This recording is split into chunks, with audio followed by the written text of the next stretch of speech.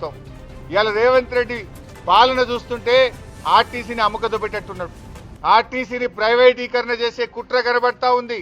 ఈ ఎలక్ట్రిక్ బస్సుల పేరిట ఇక ఆర్టీసీలో హైదరాబాద్ లో ఆర్టీసీ కార్మికుడు ఉండడు.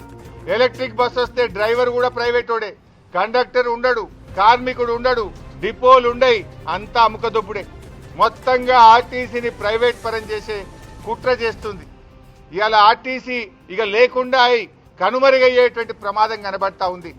హైదరాబాద్ లో ఇలా కమిషన్ల కోసం బడా బడా కాంట్రాక్టర్లకు ఎలక్ట్రిక్ బస్సుల కాంట్రాక్టులు కట్టబెట్టడం కోసం ఈ కుట్రకు నువ్వు తెరలేపినవు.